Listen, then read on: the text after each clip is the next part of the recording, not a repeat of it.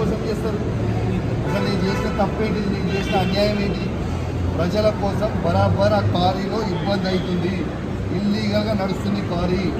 అది రేవంత్ రెడ్డి బేనామీ, సీతక్క బేనామీ, కడియం శ్రీహరి బేనామీ, ఎమ్మెల్యే నాగరాజ్ బేనామీ. వాళ్ళ బేనామీలకి కొన్ని ఎన్ని రోజులు రాస్తాడు? ఇదేం పద్ధతి? అసలు దేని నాకు నోటీస్ ఇవ్వకుండా మీరు ఎట్లా అరెస్ట్ చేస్తారు? రేవంత్ రెడ్డి చెప్తే మీరు అరెస్ట్ చేస్తారు?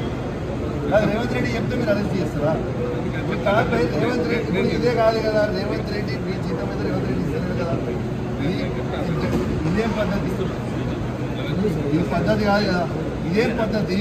ఇది పద్ధతి కాదు కదా. ఇది పూర్తిగా అన్యాయం. రేవంత్ రెడ్డి గారు పెట్టుతున్న అక్రమ కేసు ఇది. కమలాపూర్ మండలంలో గుండే గ్రామంలో ఇల్లీగల్ మైన్ నడుస్తూ ఉంది.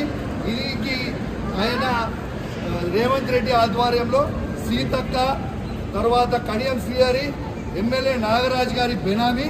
ఖచ్చితంగా నిలదీస్తాం, ఖచ్చితంగా అడుగుతూనే ఉంటాం, ఊపుకునే ప్రసక్తే లేదు. మీరు చేస్తున్న అన్యాయం.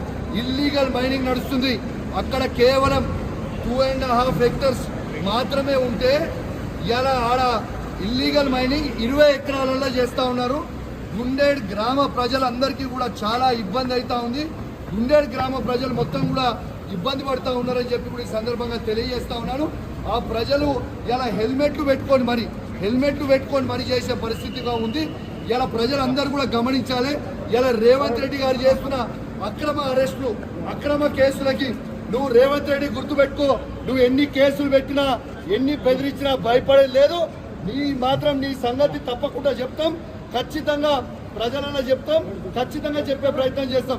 జై తెలంగాణ, జై కేసీఆర్.